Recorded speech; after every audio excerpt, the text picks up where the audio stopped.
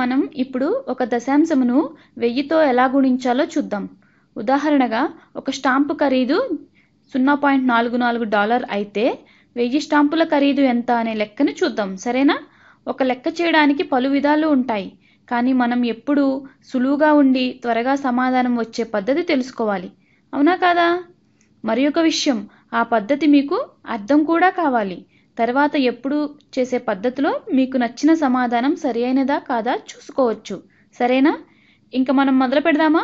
ఇక్కడ $0.44 ఉంది. నేను దీనిని 0.44 అని వ్రాస్తున్నాను. ఇది ఒక స్టాంపు యొక్క ఖరీదు. 10 స్టాంపుల ఖరీదు ఎంత గమనించారా? మనం కనుక్కోవాల్సింది 1000 స్టాంపుల ఖరీదు. మొదలుపెట్టింది 10 స్టాంపులతోనే. మనకి తెలుసు కదా, 10తో గుణిస్తే దశాంశము కుడివైపుకు ఒక స్థానం జరుగుతుంది అని. అప్పుడు ఏమవుతుంది? 04.4. దీనిలో మనం 4 ముందు ఉన్న 0 అవసరం లేదు కాబట్టి తీసివేద్దాం.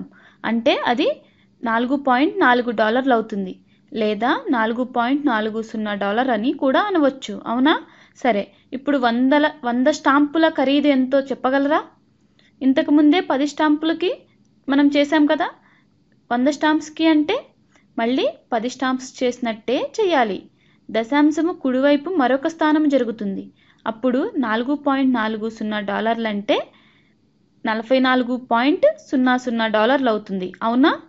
దీనిని వేరేలాగా చెప్పాలి అంటే ఒక స్టాంపు $1లో 44లో 100వ వంతు అయితే 100 స్టాంపులు $100లో 44లో 100వ వంతులో 100వ వంతు అవుతుంది, లేదా $44 అవుతుంది.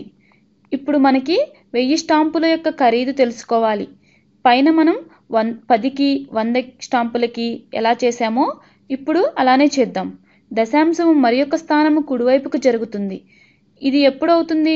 10తో గుణిస్తే. అప్పుడు సమాధానం $440 అవుతుంది.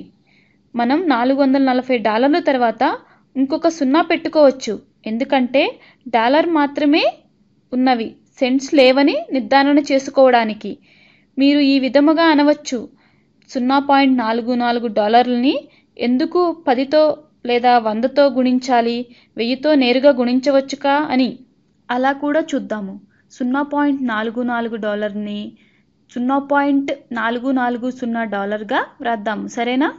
తర్వాత దశాంశమును 3 స్థానాలు కుడివైపుకు జరుపుదాం. అంతేనా కాదా?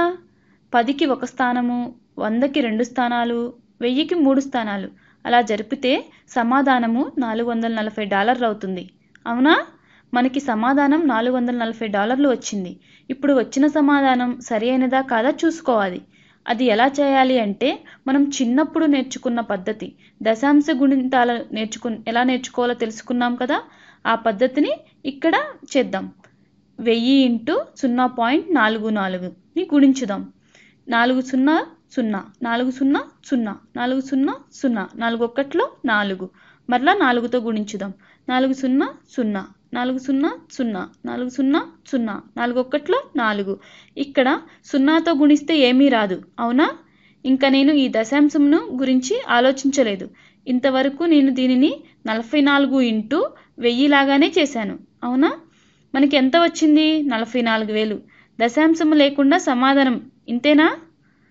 ఇప్పుడు దశాంశము తీసుకుంటే మూడు స్థానములు అంటే 3 దశాంశముల తర్వాత 0 ఉండాలి, లేదా 44,000లో కుడి నుండి ఎడమ వైపుకి 2 స్థానములు లెక్కించి దశాంశమును పెట్టాలి. అప్పుడు సమాధానము 440 అవుతుంది. చూసారా, పైన కూడా ఇదే సమాధానం వచ్చింది. అంటే మనం పైన చెప్పిన పద్ధతి సరైనదే అన్నమాట.